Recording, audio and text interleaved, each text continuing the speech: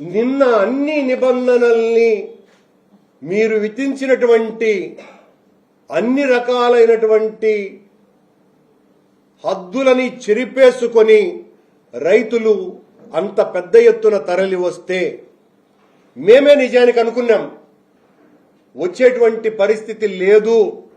ఇంత తీవ్రమైనటువంటి నిర్బంధకాండ పోలీసులు ప్రభుత్వం యొక్క సహాయంతో చేస్తున్నారు కనుక మా ప్రోగ్రాం పెద్ద సక్సెస్ కాకపోవచ్చును, జగన్మోహన్ రెడ్డి గారు వచ్చినప్పుడు అతి తక్కువ మంది ఉంటారేమో అని మాకు కూడా అనిపించింది. కానీ వాస్తవం జగన్మోహన్ రెడ్డి గారి మీద పెల్లుబికినటువంటి జనామోదం అన్ని వేల మందితో అక్కడ మీ నిర్బంధాలని ఛిద్రం చేస్తూ రైతులకు జగనన్న ఇచ్చినటువంటి తోడ్పాటుకు వాళ్ళు జేజేలు పలుకుతూ జయ జయధ్వానాలు చేస్తూ వాళ్ళు ఇచ్చినటువంటి స్వాగతం అది. అదేమి మేము కోరుకున్నది కాదు, మేమేదో ఆహ్వానించింది కాదు. మమ్మల్ని మీరు నిబంధనలన్నింటినీ ఉల్లంఘించినారని, మీరు మేమిచ్చినటువంటి దారిలో పోలేదని ఈ రోజున మా నాయకులు చాలా మంది మీద 3 కేసులు పెట్టారంట. ఎప్పుడు ఇంకా ఎన్ని కేసులు పెడతారో ప్రస్తుతానికి 3 కేసులు పెట్టారు. వాళ్ళు ఇచ్చినటువంటి పోలీసు అధికారులు ఇచ్చినటువంటి రూట్లోనే జగన్మోహన్ రెడ్డి గారు పయనించినాడు. అది ఉల్లంఘనని ఒక కేసు పెట్టారు. రైతులు మామిడికాయలు దొర్లించినారు. ఇది వైఎస్ఆర్ కాంగ్రెస్ పార్టీ నాయకుల మీద కేసు. దారికి అడ్డంగా మామిడికాయలు వేసినారు కాబట్టి, మామిడికాయలు వేసినారు కాబట్టి రోడ్ల మీద కేసులు పెట్టాలి అనుకుంటే చిత్తూరు జిల్లాలో కనీసం అంటే 7-8 వేల కేసులు పెట్టాలా. ఏ రోడ్లో చూసినా మామిడికాయలే ఉన్నాయి రోడ్లలో. మరి వాళ్ళందరి మీద కేసులు పెట్టాలి కదండి. మీరు జగన్మోహన్ రెడ్డి గారి మీద కక్ష సాధించాలి కాబట్టి, భయపెట్టాలి కాబట్టి ఈ రకంగా కేసులు పెడుతున్నారు. మీరు ఎన్ని కేసులు పెడతారని ముందే కూడా చెప్పినారు కదా. మేము కేసులు పెడతాం, రౌడీ షీట్లే తెరుస్తాం, మీరెవరైనా వస్తే అని గ్యాప్ ఇచ్చి చాలా తీవ్రమైన హెచ్చరికలు చేసినారు కదా. మరి ఆ హెచ్చరికలను బేఖారత్తు చేసినారు కదా ప్రజలు, రైతులు. ఇంకా భయపడేది ఏంది? మీరు కేసులు పెట్టుకుంటే ఆలోచించే వాళ్ళు ఎవరు? మీరు కేసులు పెట్టుకోండి. మీరు పెట్టరు అన్నటువంటి అపనమ్మకం ఏమి మాకు లేదు. మీరు ఖచ్చితంగా కేసులు పెడతారు. ఎందువల్లంటే పైనుంచి మీకున్నటువంటి ఒత్తిడి వలన ఆ కేసులు పెట్టక తప్పదు. కాకపోతే నిన్న జరిగిన సంఘటనలో 307 అంతకంటే కొంచెం తక్కువ ఎక్కువ కేసులు బనాయించడానికి వీలు లేదే అన్నటువంటి బాధ పాపం తెలుగుదేశం అధిష్టానంలో చాలా ఎక్కువ ఉందని కూడా మాకొచ్చినటువంటి ఇన్ఫర్మేషన్. ఏంది బాగా చిన్న చిన్న కేసులు పెట్టుకుంటే ఎట్టా, మంచి బలమైనటువంటి కేసులు పెట్టాలి కదా అనేటువంటి ఆలోచన చేసినా కూడా అంత వీలుగా లేకుండా పోయింది.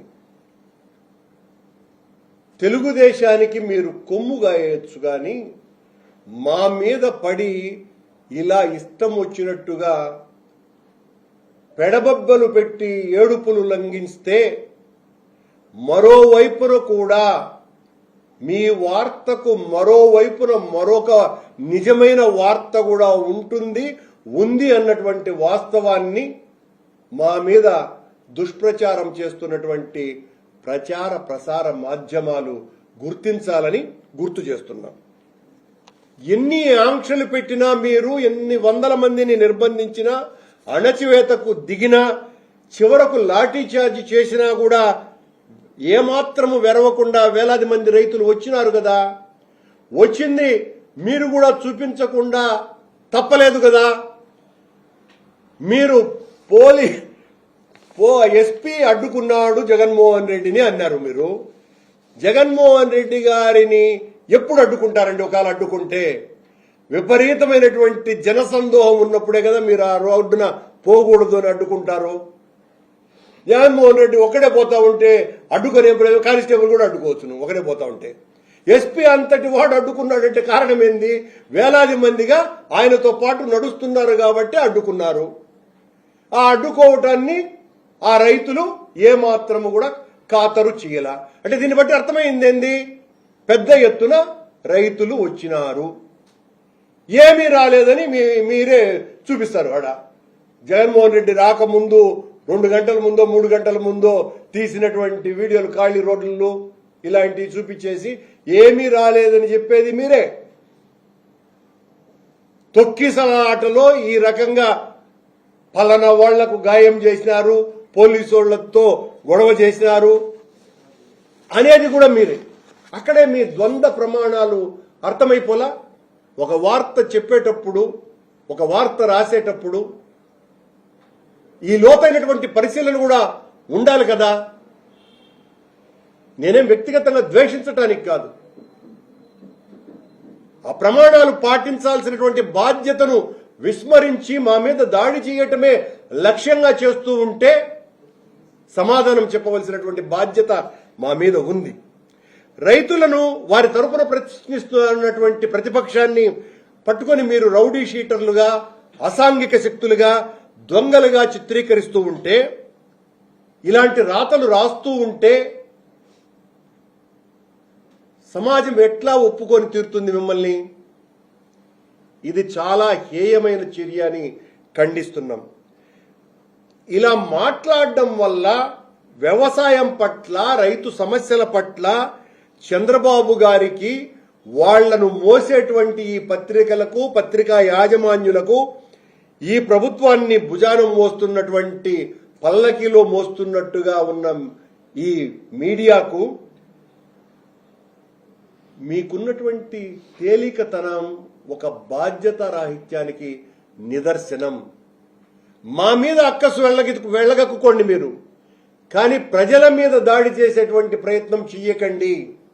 రైతులకు జరిగేటువంటి ఘోరాన్ని ఎత్తి చూపాల్సినటువంటి బాధ్యత మీ మీద ఉన్నది. రైతులకు ఏ నష్టము జరగలేదు ఎలా చెప్తారు? రైతులకు జగన్మోహన్ రెడ్డి గారు పర్యటన ప్రకటన వచ్చిన వెంటనే చంద్రబాబు నాయుడు గారు ఎందుకు పల్ప్ ఫ్యాక్టరీ యజమానులతో సమావేశం వేసినారు? మీరు 6 రూపాయలకు కొని తీరాల్సిందే, నేను 4 రూపాయలు ఇస్తాను అని ఎందుకు ప్రకటించినారు? అప్పటి వరకు ఇవ్వలేదు కనుకనే కదా జగన్మోహన్ రెడ్డి గారు పర్యటనకు రావాలని అనుకున్నది. జగన్మోహన్ రెడ్డి గారు పర్యటన వస్తానని చెప్పిన తర్వాతనే కదా ఆ ఫ్యాక్టరీ యజమానులు కూడా 6 రూపాయలు చీటీలు ఇచ్చి మీ దగ్గర 6 రూపాయలకు కొన్నాము అని చెప్పింది. ఆయన వస్తానని ప్రకటన చేసిన తర్వాతనే కదా అప్పటి వరకు 100 లారీలు బయట ఉన్నటువంటివి కాస్త ఆ టోకన్లు స్పీడ్గా ఇచ్చేసి లోపలికి అన్లోడ్ అయ్యింది. ఇదంతా కూడా జగన్మోహన్ రెడ్డి గారి వల్లనే కదా. రైతుల పట్ల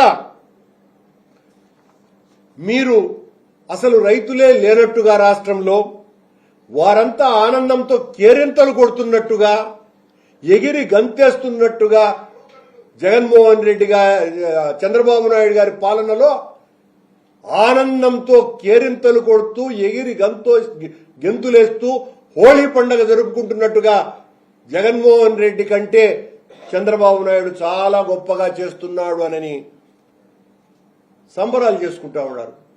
కానీ రైతులకు మీరు చేసింది ఏంటి? గత ఏడాది జగన్మోహన్ రెడ్డి గారి హయాంలో మామిడికి మద్దతు ధర 29 రూపాయలు వచ్చింది. ఈ రోజున పరిస్థితి ఏంది? 2 రూపాయలు కూడా ఫ్యాక్టరీలు ఇవ్వటంలే. ప్రభుత్వం నుంచి వచ్చినటువంటి మద్దతు ధర మీరు ప్రకటించింది అసలు లేనేలేదు. అందులో మీ మంత్రి గారి దగ్గర నుంచి ముఖ్యమంత్రి వరకు తమిళనాడులో మద్దతు ధర ఇవ్వలా, కర్ణాటకలో మద్దతు ధర అసలు ప్రకటించనేలా.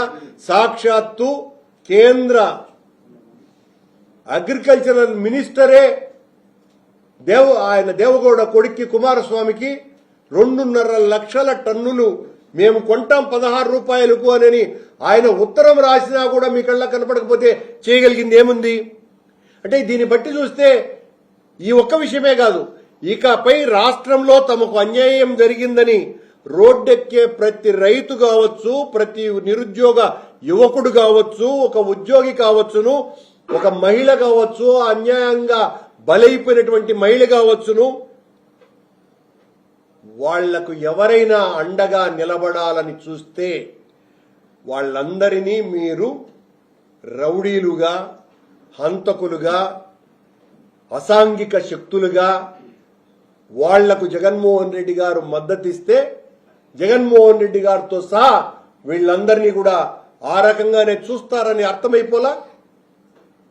ఏ సమస్య వచ్చినా ఆ సమస్యకు పరిష్కారానికి జగన్మోహన్ రెడ్డి గారు ఇక రాష్ట్రంలో నిరంతరం పర్యటనలు చేస్తూనే ఉంటారు.